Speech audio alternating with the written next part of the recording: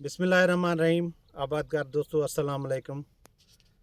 जिते साइंसी कमु हूंदो आहे, रिसर्च जो कमु हूंदो आहे, तहक़ीक़ जो कमु हूंदो आहे, उते असांजा साइंसदान कंहिं बि क़िस्म जी कोताही कोन कंदा आहिनि।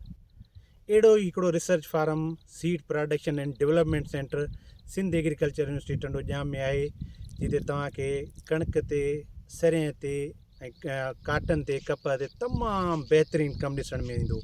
अॼु मां हिते आयुसि विज़िट ते seed production and development centre Sindh agriculture university Tandojam. असां सां आहिनि साईं ज़रई माहिर आहिनि, रिसर्च ऑफिसर आहिनि अब्दुल लतीफ़ लिगारी साहब। असां उन्हनि सां हाल वाल कंदासीं। साईं, सभ खां पहिरियां तव्हांजी वॾी महिरबानी, तव्हां असांखे टाइम ॾिनो। हाणे थोरो मुख़्तसिर असांखे तव्हां पंहिंजे इदारे जो तारुफ़ ऐं जेके जिन फसलुनि ते तव्हां कमुकार कयो पिया उन जे बारे में असांखे महिरबानी करे ॿुधाईंदा। अब्दुल जब्बार चांडियो, जिन खे असां भलीकार चऊं था, असांजे seed production and development centre ते अचण जे लाइ। असांजो जेको ही सेंटर आहे, इहो जेको आहे सो हिन जो जेको इस्टेब्लिश थियो इहो 2008 में। उन खां वठी असां हिन जो मुसलसल सीड प्योरिटी ते कमु कंदा पिया अचूं। उन में असांजा 3 मेजर क्रॉप आहिनि ऐं जंहिंमें असांजी वीट, काटन एंड मस्टर्ड आहे। उन ते असांजो कमु आहे, प्योरिटी ते असांजो कमु आहे। असां अॼु जंहिं क्रॉप ते ॻाल्हाईंदासीं उहो असां वटि हिन सीज़न में 2 क्रॉप आहिनि, जंहिंमें असां वटि तूरियो ऐं प्लस में कणिक आहे। त कणिक जे लाइ अॼु असां जे प्लॉट ते बीठा आहियूं, इहो TD1 जो प्लॉट आहे। तव्हां हिन खे ॾिसंदो त तमामु बहितरीनु थी आहे। ऐं हिन में छा थींदो आहे, असां हिन जी पहिरीं सभ खां पहिरीं हिन जी BNS लॻाईंदा आहियूं। उन BNS मां जेको आहे सिंगल ईयर हेड जी सिलेक्शन थींदी आहे। हिकिड़े साल में सिंगल ईयर हेड जी सिलेक्शन थींदी आहे, उहो ॿिए साल में जेको आहे हुनजी रो ग्रो थींदी आहे। ऐं वरी 3 साल ते हुनजा ब्लॉक थींदा आहिनि, चौथे में हुन BNS आहे। पोइ प्री बेसिक कैटेगरी सीड जी जेका आहे प्रोड्यूस थींदी आहे। जो प्री बेसिक सीड आहे उहो असां प्रोग्रेसिव ग्रोअर ऐं सीड कंपनी खे मल्टीप्लाई जे लाइ ॾींदा आहियूं, त फर्दर उन मां BNS प्रोड्यूस थींदो आहे। ऐं उन BNS खां पोइ सर्टिफाइड आहे, जेका तक़रीबन उहा मार्केट में वेंदी आहे ऐं एंड यूज़र ते यूज़ थींदी आहे। ऐं ग्रोअर बि उनखे इस्तेमालु कंदो आहे ऐं हुन मां तमामु सुठी यील्ड ईंदी आहे। सर, वॾी महिरबानी।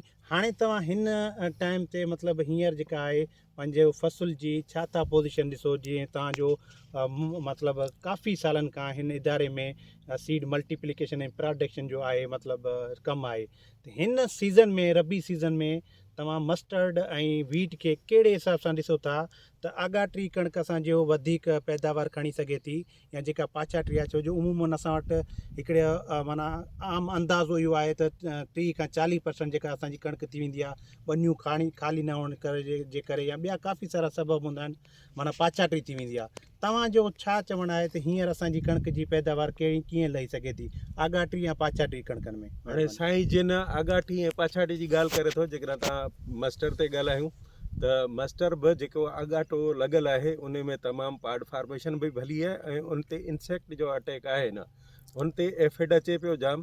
त जेका लेट सोइंग आहे उन करे हुनजी जेका पाड आहे, जेका जंहिंखे फरी चऊं, उहा तमामु हल्की रहिजी थी वञे ऐं दाणे जी जेका फिलिंग आहे उहा बहितरु न आहे। त बहितरु आहे त जेको आहे आगाटी पोखी कई वञे। ऐं उन खां पोइ जेको वीट आहे उन में बि इहो साॻियो ई आहे रीज़न।